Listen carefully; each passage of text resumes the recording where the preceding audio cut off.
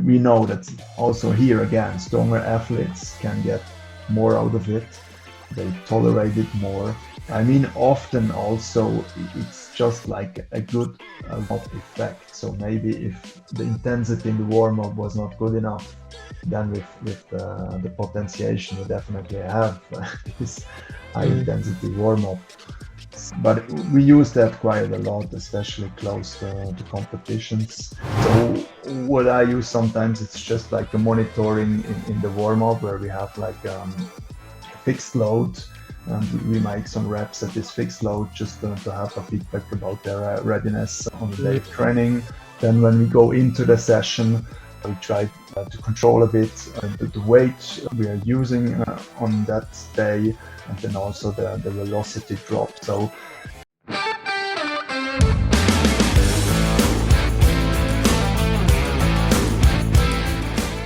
Hello and welcome back to PA Chalk Up. Today we have the founder of SSCA, which is the Swiss Strength and Conditioning Association.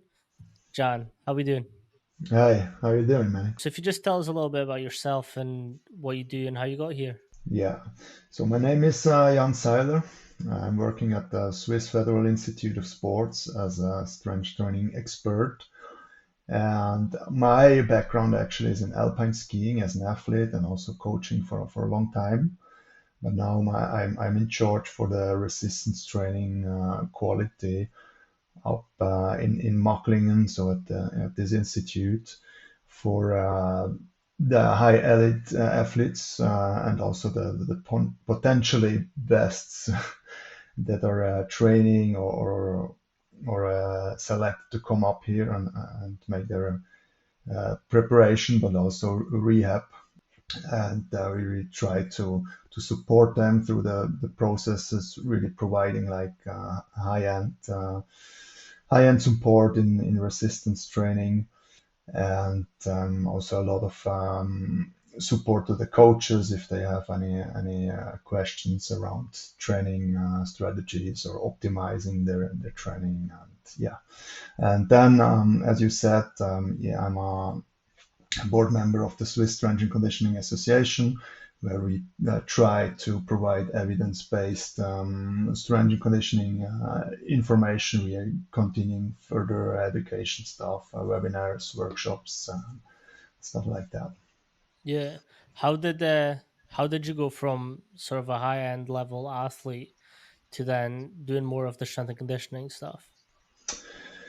So, well, actually, already as an athlete, I was really interested in strength and conditioning for myself. And then via my career as a coach in alpine skiing, I built up that side more and more via the bachelor and master studies, Mm. and then coming up to the high elite level in alpine skiing, and then from there I dropped in more into the rehab stuff actually, and coming out from the rehab with a lot of work together with physiotherapists already here in Mocklingen. I then had the chance to take the position I have now, so to be an expert or specialist in resistance training, where actually, yeah, we combine rehab, where this is really important, but also to try to peak performance Mm. via yeah, different strategies, high-end strategies in resistance training. Yeah. So how would you break down your role and what you do with the athletes and support staff there? Um, Yeah, it's different. It depends also a lot on the sports. You know, we have a lot of sports that do not have the build up in resistance training, or they don't have the knowledge, which is often the case in endurance type sports.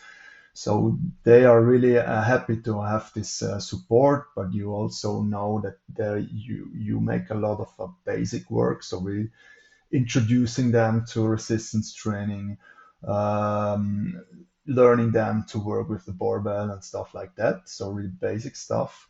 And on the other hand, we have other sports like a lot of track and field disciplines where, or also winter sport like skiing or snowboarding, um, where they grow or they grew up with resistance training, so they have a higher level when they Mm. come into Macklingen, and there we can really like start at a higher level and introducing advanced methods like accelerated eccentric training, or we're doing a lot of velocity based training as well. And so different levels have different needs, and we really try to cover all of that. And unfortunately, for a lot of them, the start is also, or the first contact is also via rehab.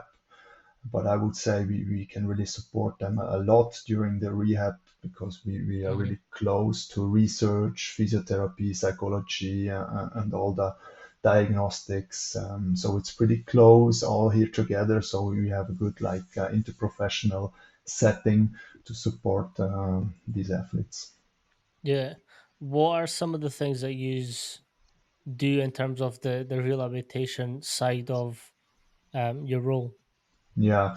So at the very beginning of the rehab, I normally take in charge like the parts where are not injured. So if they have like leg injuries, I try to work around core, upper body stuff.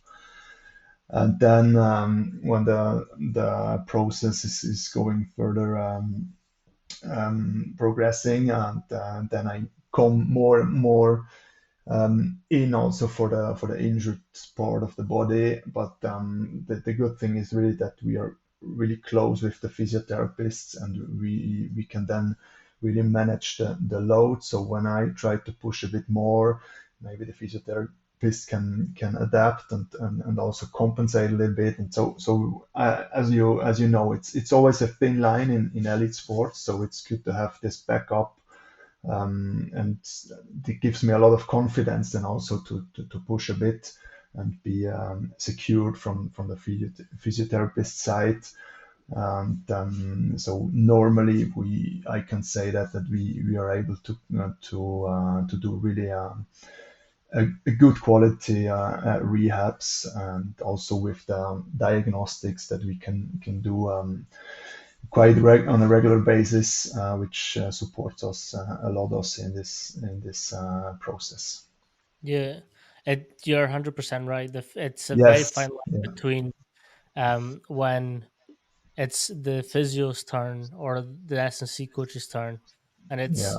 I usually find that the better the communication between the physio and the S&C coach are, the quicker and easier the athlete can progress through these sort of milestones in their injuries. Yeah. Absolutely. I also think that it's good that I'm in the boat from the very beginning, even if I'm not working on the injured part. But that creates good confidence, a lot of exchange between athlete, physio, and me.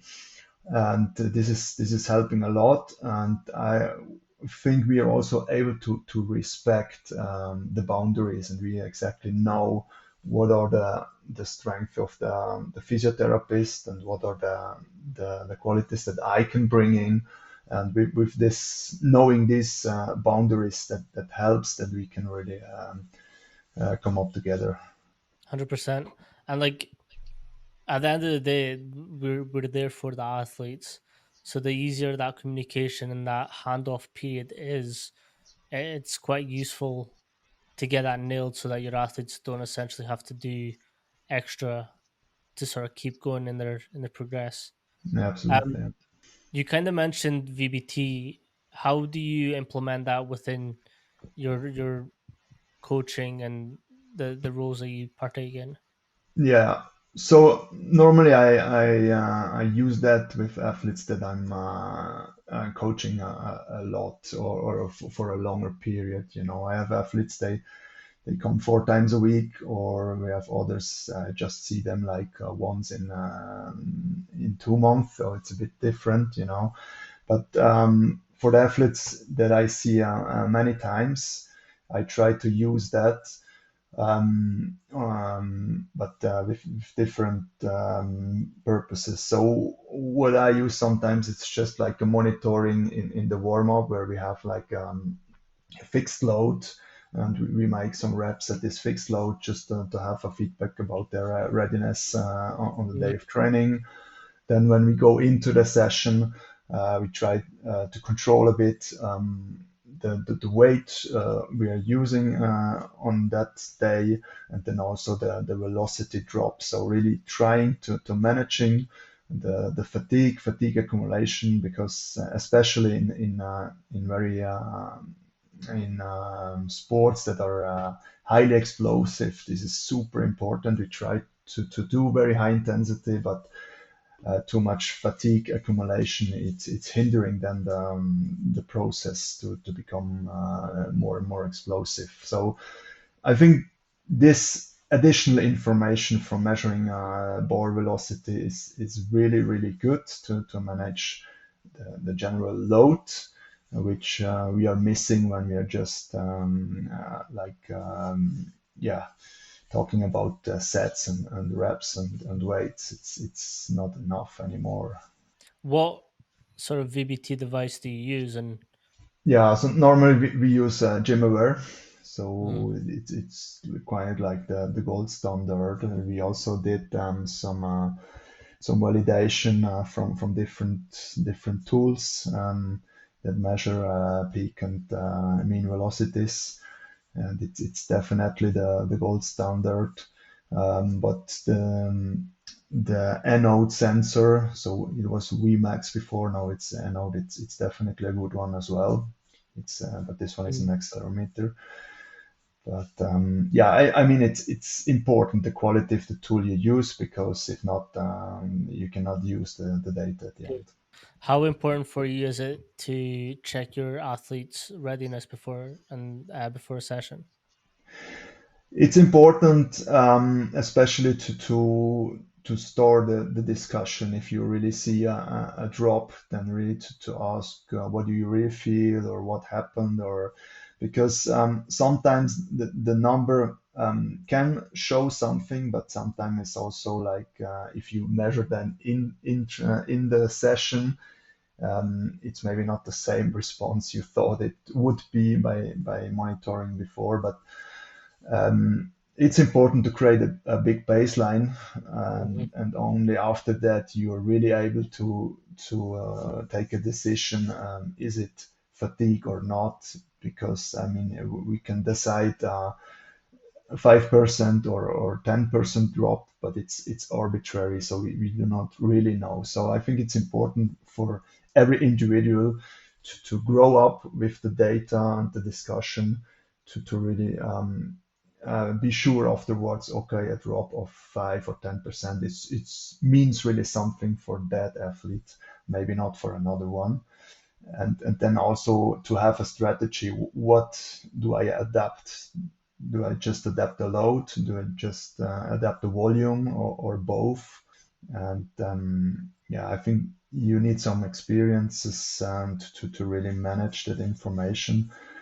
But for me, the easiest way at the very beginning is just starting to measure at some point. Just get used to measuring, get used to those numbers. What does it mean? How does it Mhm. react if you train to more or less fatigue? And Yeah, no, like VBT for me as well is you can also ultimately decide whether it's like a physical fatigue or like a mental fatigue, because a lot of these athletes they also have lives outside the gym. They could get their nutrition right, they could get their sleep right, they could get everything right essentially, but if they've had like a absolutely. fallout with a friend or a partner or family members, that can still really impact their Yeah, results. yeah. How do you sort of differentiate um physical to like mental and psychological fatigue? Yeah. So I mean the subjective assessment is really important, and what I often also heard from athletes is just by asking the questions, I go into the reflection of myself. So it's just to wake up the reflection at some point. And but here again, some are reacting more or less to an issue or problem. So I think there is not a general solution, but at the very end, the discussion is really important, I Mhm. think, and to try to feel or for some athletes, when I see them coming into the gym and I look at their eyes, I already have the answer, you know. So, yeah, I mean, everyone is a bit different. But for me, it is important to have the information, but also to have objective data and then to take up a decision, but in or after discussion with the athlete, because it's important that they are also into the process of decision making. 100%. I'm a very broken record right now, and this gets talked about every episode. Is like you can tell a lot of how an athlete is doing just by like when they come in, giving them a fist bump. Like you can tell a lot just from like a little Yeah, fist bump. If they've got energy, if they're excited for this, they'll give you like a hard knock uh, absolutely. fist bump. But if they're like feeling some type of way, they'll give you like a half-assed Yeah, fist. yeah, A good example is one of the athletes I coach. He a couple weeks back, he had a lot of stuff going on with work, but he came into the gym and just like every time he fist bumped, it was just like it wasn't what it usually is, and I was like, yeah, at the end yeah, of yeah. the session, I was like, what Something's happened? going on. And he was like, oh, just work, coach. I did a lot happened today at work, and I was like, say no more. Are you okay? Have you drunk anything? Just make sure you keep on top of that, and then the Yeah, session just sort of comes. It also gives that athlete that buy-in that you're not just interested in their athletic ability, but you're actually interested in them as a person as well. yeah. This is important, and then it might also change your coaching style on that day, actually. So maybe yeah, use different words or I don't know, but I think it's important really to trying to individualize at that level also. 100%. With alpine skiing, what was your sort of biggest takeaway that you now use as a coach? It's definitely a tough sport because the organization it's really complicated. So the load management is super important because you're traveling a lot. You often in summer up on 3,500 or even 4,000 meters above sea level. You know, so it's highly demanding on that side as well. So then the fatigue management really plays a big role. And what I learned most also in the work I did, because we worked a lot on production of prevention, like exercise planning or strategies, and this is what really I still can get a lot out of it nowadays. And you know, prevention is really important, but I don't like the term prevention because if you are able to do a high quality or good quality training, so prevention it's goes with it, you know. So I think it's important to have a good knowledge to provide high quality strategies, and then you're able to create the robustness that you Mhm. need, which then has this preventive effect at the end. And then also, I think it's a long term thing. So if you're able to start early with the young athletes and build them up, then you have a good chance to create robust athletes and really protect them against overuse injuries or Mm, also traumatic injuries. 100%. I often talk about it's essentially preparing to be injured, and what I mean by that is injuries are obviously you're not able to control them when they happen, how they happen, but you can essentially mitigate how long they'll be out for by including this preparation work. And it's not like an intervention because it can happen at any point. Like Yeah, there's no one thing that can control it. yeah, But if you build enough muscle and controllability and stability within a certain joint group or muscle group, you can essentially reduce the amount of time that they'll be out for, because that Absolutely. diet is already strong. So it's essentially just how can we get them back, because we've already done the hard work, which is getting that muscle or that stabilizing muscles stronger. But how can we get them back quicker now? Yeah. But what I also recognize is that stronger athletes, they definitely have an easier rehab normally because they bring really this robustness with them. Yes, they can get injured for sure, as you said, but they have a chance to make a better or a quicker rehab, having created this robustness, definitely. Is that something that you've sort of experienced within your athletes? Yeah, yeah, I would say so. Yeah, but I mean, everyone is different also here, but I think seen overall, I would say definitely yes. Yeah, it's it's something that I'm quite interested in, is the injuries and how to come back, because like what we were discussing at the start, is when does it go from a physiotherapy's job to a strength and conditioner's job, and how do we effectively come up with that solution? Yeah, no, I think this is really important. But I mean, if they bring in a good level into a rehab, that often means also that they have been really let's say interested by themselves to do a lot of strength and conditioning Mm. before. Not everyone likes it the same, I would say, which is normal. But they're really yeah, they have a big buy-in to strength and conditioning, and that helps at the end. Yeah, with alpine skiing, obviously altitude plays a big factor into what you do. Um, what are some considerations that you sort of recommend for athletes that are perhaps going into high altitudes for either their competitions or training? Yeah.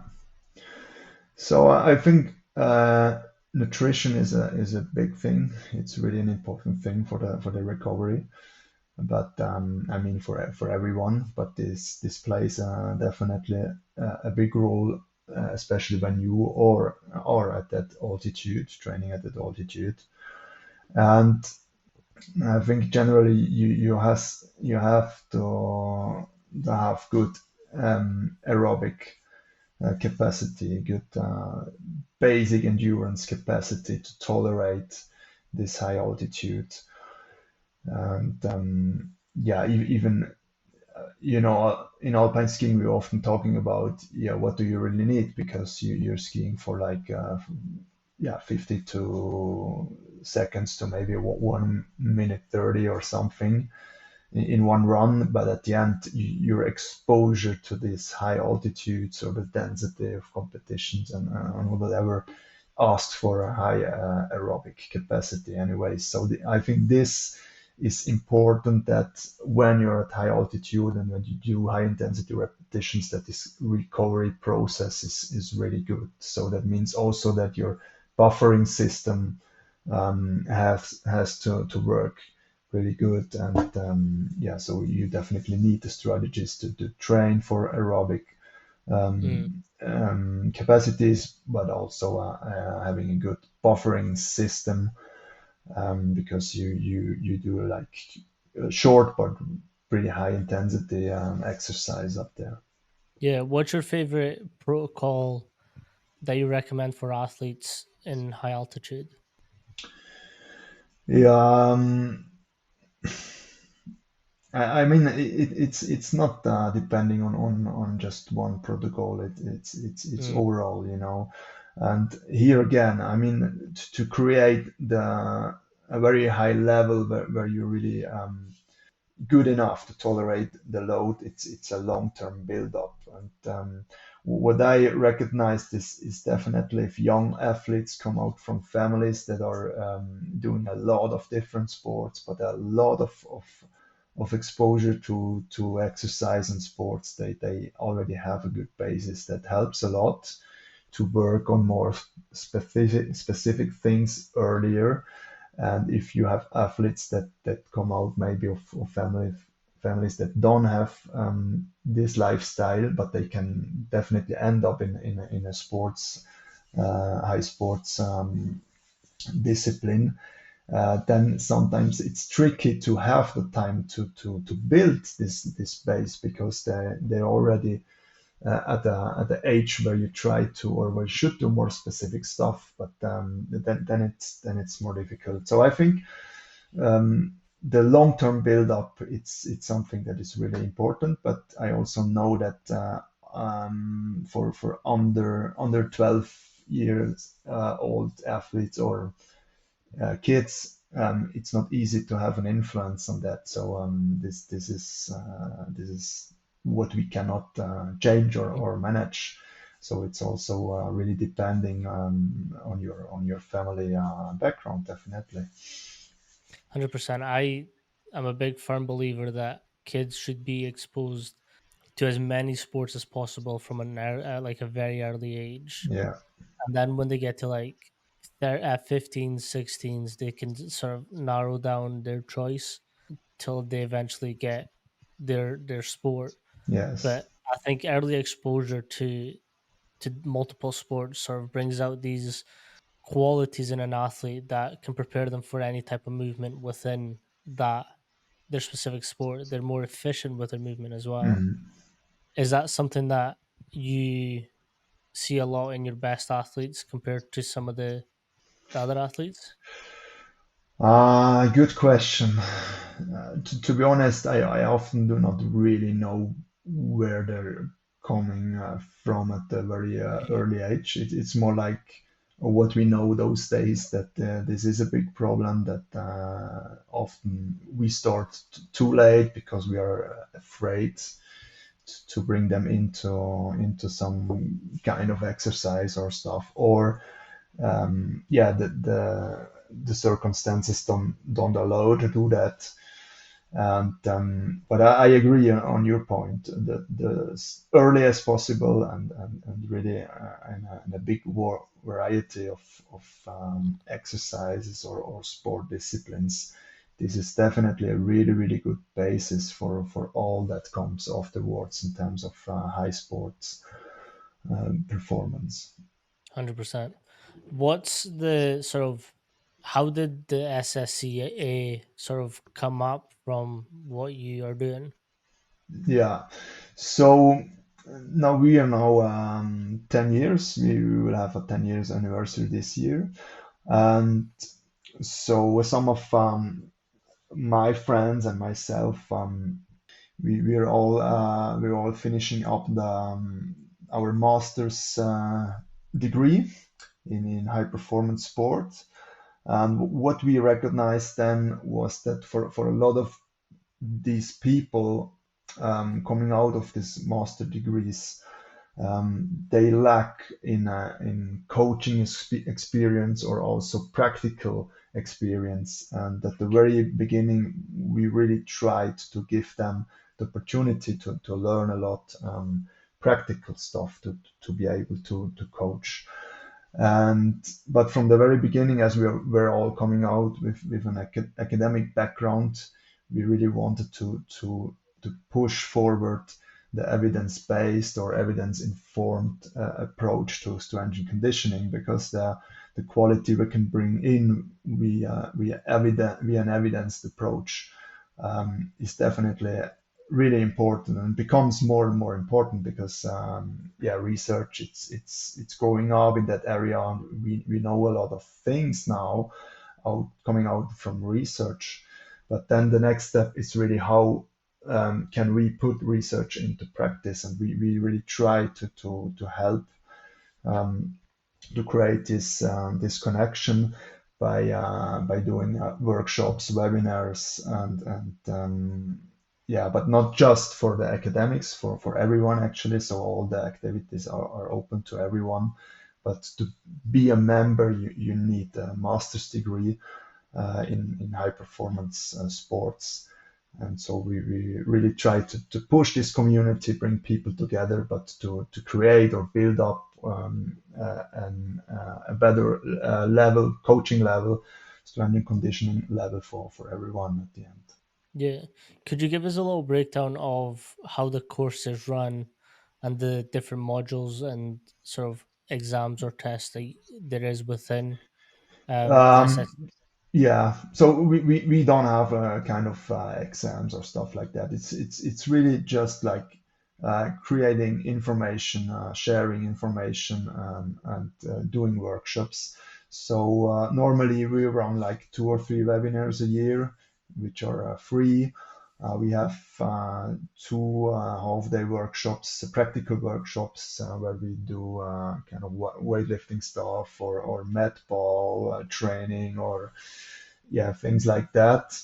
Where we also try to don't to have too many um, participants to guarantee high quality Mm, coaching. And then every year in October or November, we have our big 2 days. This year it's a 3 days workshop in Mocklingen. Yeah, here you can see the program of this year's workshop, the anniversary workshop, where we really try to bring together a lot of people, a lot of speakers, international speakers if possible. So this year we really have a great lineup with Brad Schoenfeld, Timothy Sochomel, and others. And it's also a sign of the direction we take. So as I told you, we really are looking for this evidence-based or evidence-informed mm. approach. Was one of the non-negotiables that you have that coaches must have or must know during these workshops and sort of events that you run? I don't know. I think the most important those days anyway, it's you have to be open to share. You Mm, know, it's not about secrets. It's just about to be open to learn from others, and it's a lot about sharing and caring. And I often think that the new generation is much more open to that. But I mean, the communication it's also easier those days. But I think the day you think you know all and you think you have something that is really special and you make a secret out of it, then definitely going the wrong way, I think. 100%. That's essentially why I also created this podcast. Is I often say this podcast is very selfishly for me. Like I love, like I mentioned that before the podcast, I love speaking to coaches and I love learning about strength and conditioning. But it's these conversations that you pick up little nuances that make your coaching experience better, and coming out with a mentality where I'm a really good coach, I don't need to know anything else. I think that limits you from achieving more. So like Absolutely. I always say this, like there's been times where I've gotten my sort of I've been questioned on certain things in this industry, and I've questioned people in this industry as well. And their explanation kind of made me think, oh, actually, maybe actually this is quite important. So I should maybe tweak how I coach, tweak Mm, this methodology. And the best example that I always say is deadlifting. yeah. I used to be very strict on all my athletes must deadlift conventional straight bar. Mm, I was like, yeah, that's just basic for me. But then I spoke to a coach who was like, what's the risk to reward ratio on that? And I was like, quite good. I've always deadlifted. I know how to deadlift. I know how to coach deadlift. So for me, uh, there's more reward to risk. And then they questioned me again and were like, yeah, but what if someone's just coming in and doesn't have a great coach or doesn't know how to deadlift? And then I was like, oh, actually, yeah, the risk might be quite high compared to the rewards. So from then on, I've sort of adopted this more trap bar deadlift where it's a little bit safer, a little bit mm, more mm, mm. compact. You're able to keep everything a little bit more stricter and Yeah, controlled as opposed to a deadlift where there's yeah. more pressure on the lower back. Mm, mm. Is But I that mean, some? yeah, I mean, this is also, I mean, a type of individualization. I usually or often I take the example of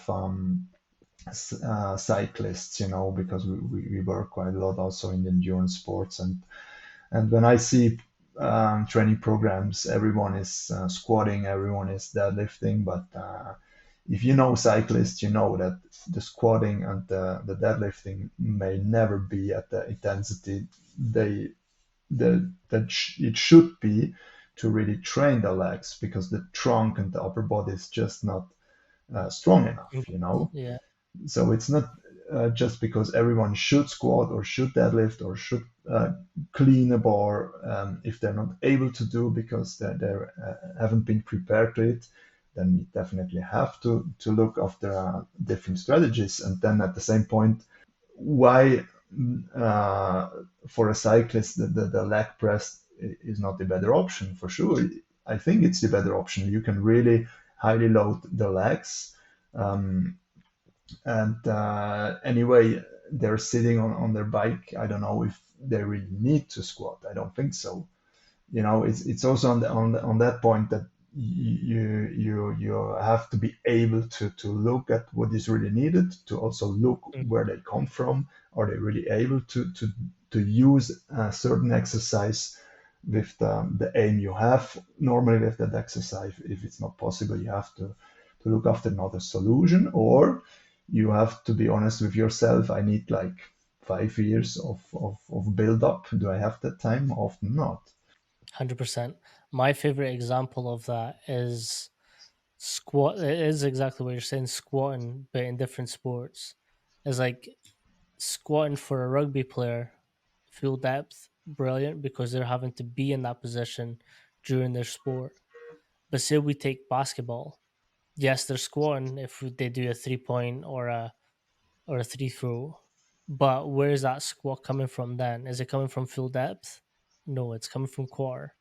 So would it be more beneficial to give a basketball athlete a full squat or a quarter squat? And then it's like that loading mechanism. How much weight should we really load these athletes? Do they need high loads? Do they need sort of more reps but high intensity? I Yeah, think different sports require different movements, and I yeah, think yeah, we yeah, shouldn't look at sort of athletes and say all athletes need this program yeah, because there's nuances to their sport and their movements that I think that could be better tailored to if we look at the movement as opposed to certain specific exercises.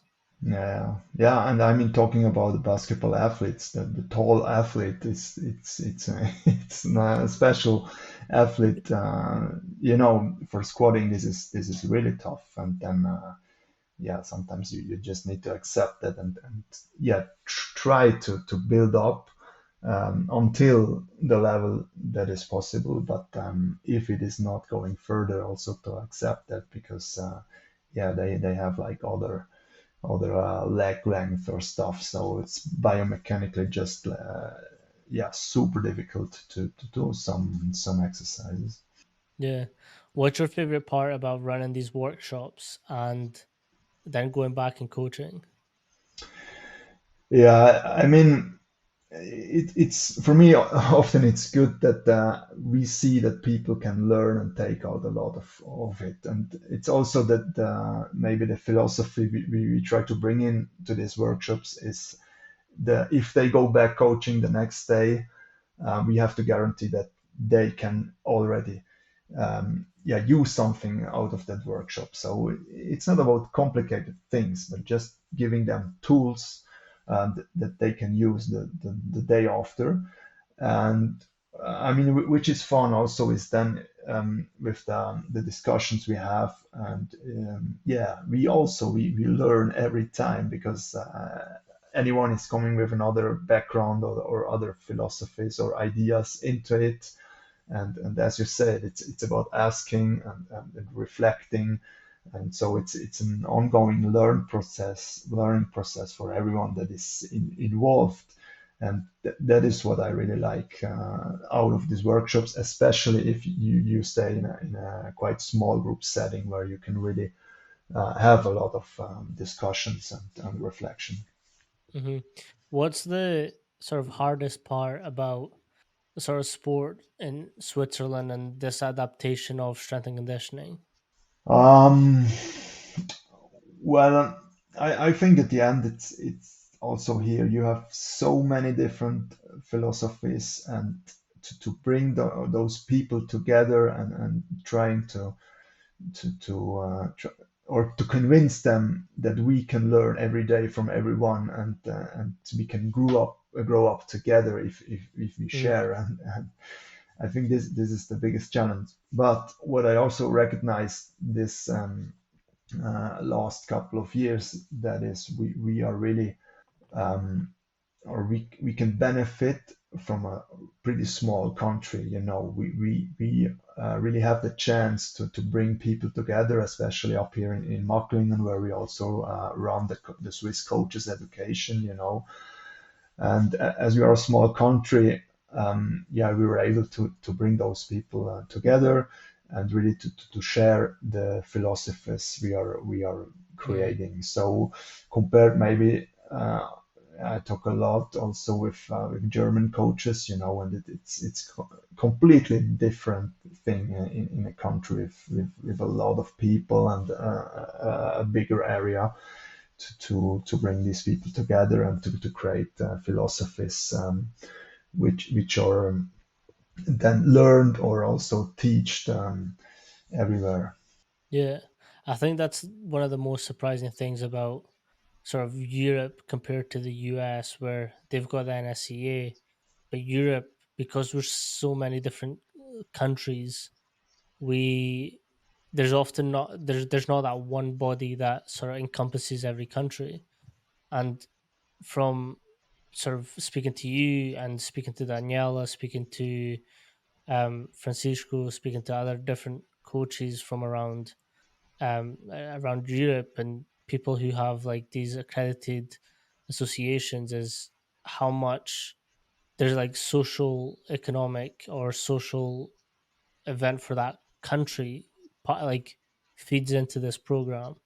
So like for Swiss, you'll do things differently than Germany or the Yeah. UK. And I think those nuances are quite important to consider when trying to reach out to like multiple countries. Is that something that you've sort of been able to speak to these different people and sort of implement into your program as well?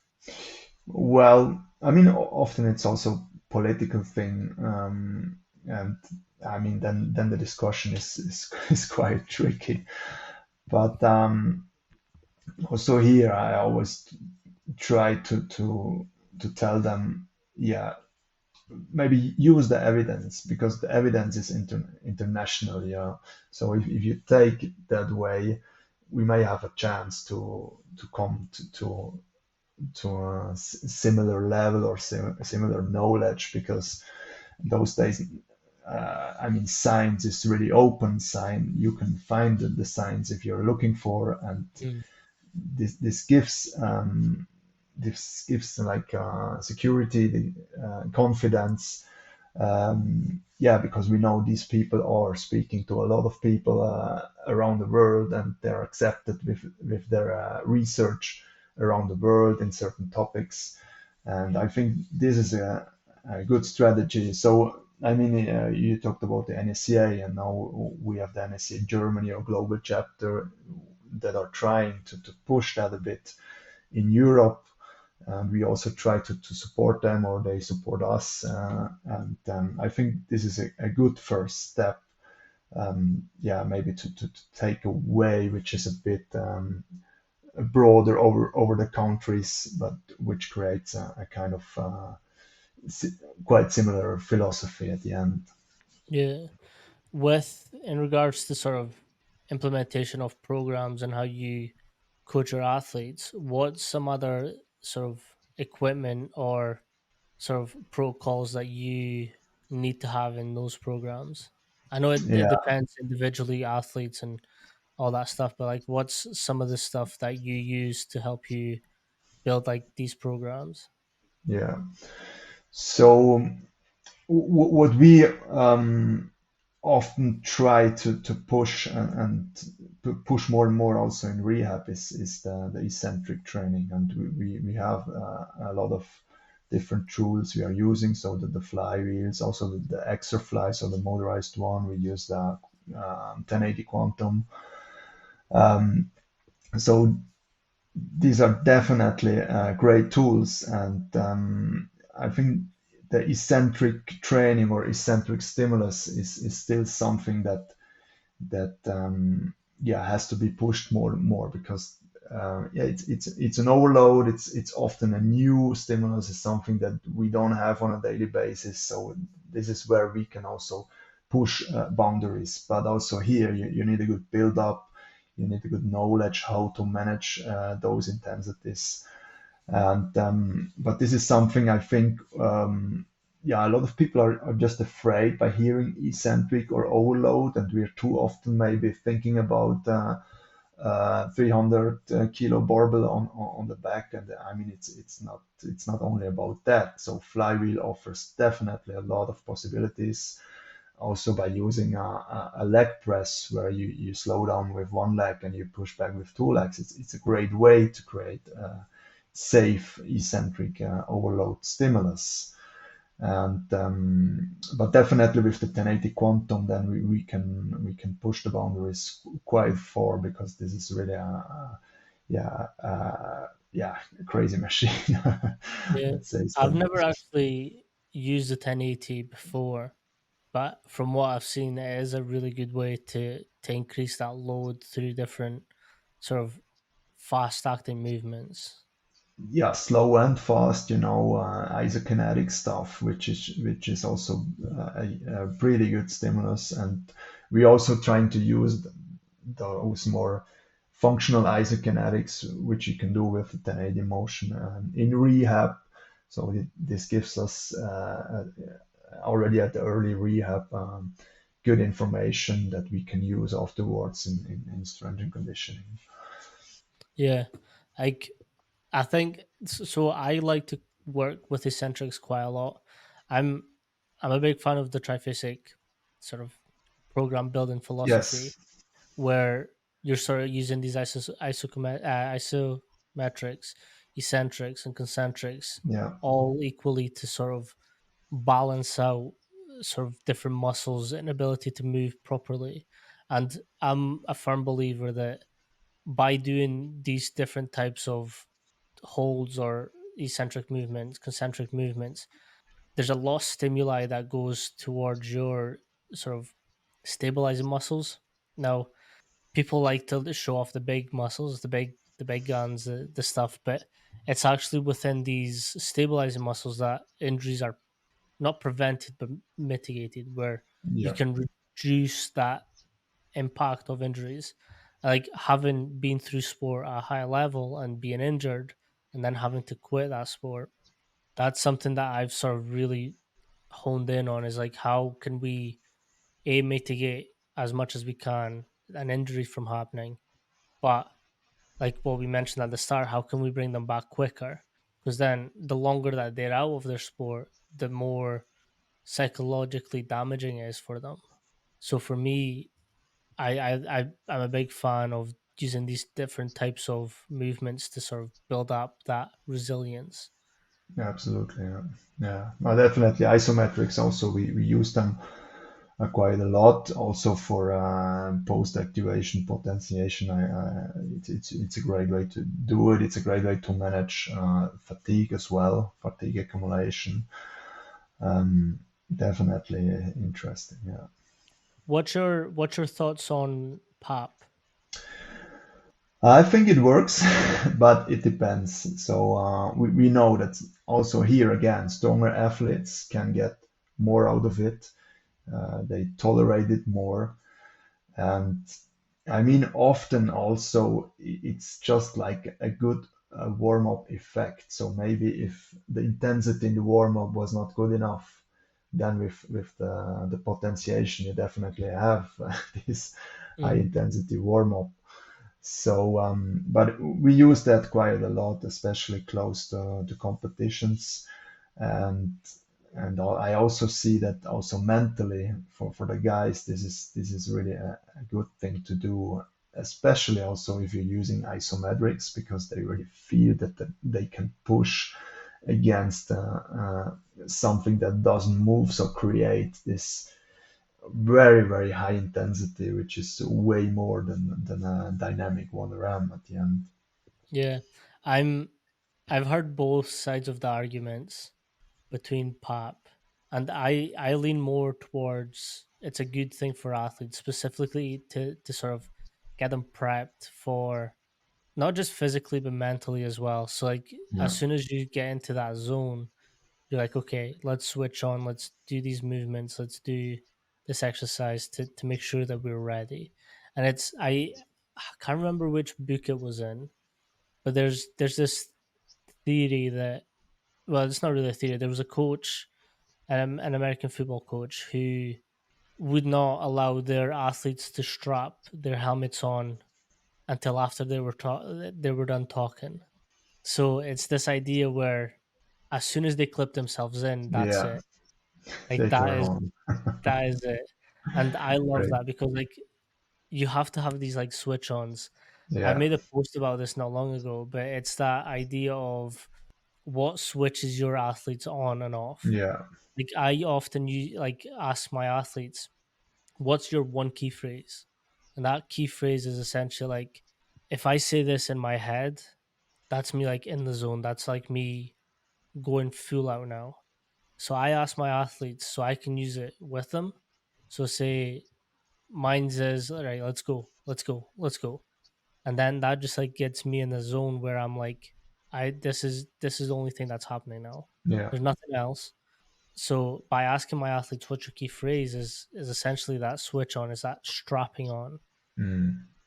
Yeah, yeah. I mean, it's also about focus, and it's also if you're going back to using the VBT, you know that the most direct stimulus is just the feedback, so that the motivation you create via those things to express force or to express force pretty fast.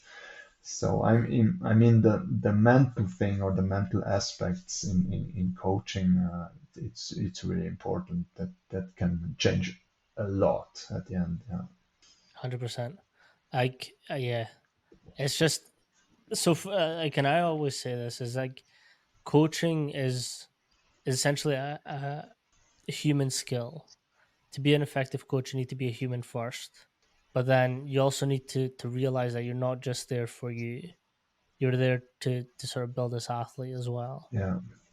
Um, like I often like say to my athletes, if you're not understanding something, tell me because it's my fault.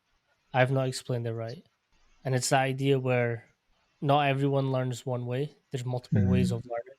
How can you sort of switch that to make sure that they're understanding what you're wanting them to do? Yeah, absolutely. No, I mean, at the end, it's also about coaching language, and you have to be flexible on that side as well, because yeah, we have everyone is different. We have a lot of individuals, and yeah, and as we talked at the very beginning, that one day it can be like that, the other day it can be the other way around. So and you can handle a lot of those issues or different states via coaching, definitely. 100%.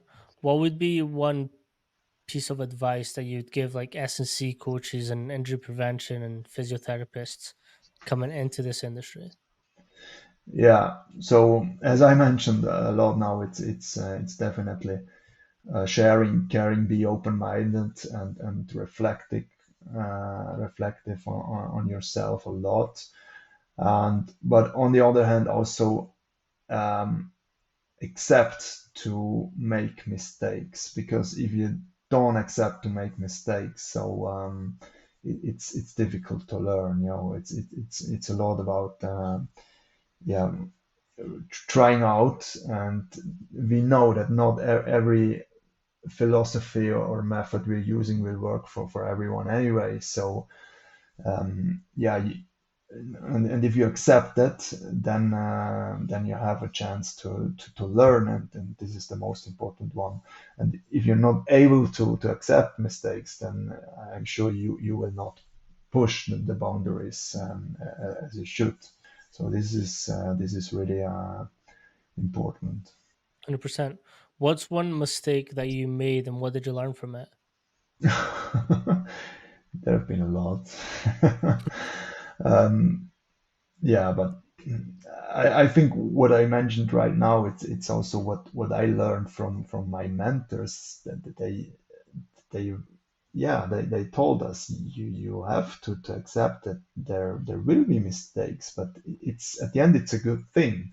But for sure, it's not about creating an insecure environment and get athletes injured. It's not that kind of taking a risk. So you have to reflect what you're doing, but just I mean you have a lot of methods in front of you, and you have to take a decision, and maybe you're just pushing into the wrong direction for some weeks, but then just be honest to yourself. Okay, now this was not the right way, and then accept to change that, and also accept to explain that to your athletes, because we're not perfect at the end. Mm, But there again, I think it's important to build up experience from the very beginning to be able to have that talk to athletes. And as you said before, so really also learn the athletes to communicate and to be open, that yeah, then we can create something and build it up. And I think this is maybe what I learned at the very beginning. I coming in with a strategy, so everyone has to be the same, so to go with that strategy, but not that's not working. So I try to accept the individual and trying to find a solution for the individual, because anyway we try to put the athlete into the middle and to create a round. So it can never be one size fits all thing. mm, That's not it's just not realistic. 100%. You could not have said it better. um, no, thank you so much for coming on. Do you want to sort of plug anything that you've got going on and your Instagram and where people could reach you? Yeah, so I'm on LinkedIn, I'm on Instagram, especially on Instagram. As a Swiss strength coach, I definitely try to share a lot what we are doing, a lot what we are presenting on conferences, because as I said, it's I'm happy to show our philosophy. I'm also happy to have reactions on that, to create discussions on that. So this is something, and the other thing is, yeah, have a look at the workshop, at the anniversary workshop in October. It's good. It would be nice to see a lot of people down there. It's all in English, so it's really it should be an international event. We have early birds running until end of April. So have a look at the program on the Instagram from the SSCA .Swiss, and hopefully we can see a lot of you guys in Machling in Switzerland in October. That would be great. Perfect. So thank you so much for coming on and um, Thank you, Mani. taking some time to explain what the SSC are doing and sort of how your coaching philosophies and how you sort of pay forward to your athletes and your sort of coaching philosophies as well. Like it's something that I'm really interested in learning more about how coaching gets done in different countries and what some of the best coaches out there are doing and how we can all sort of come together and learn from the same processes. Yeah, thank you, Mani. It was a great pleasure.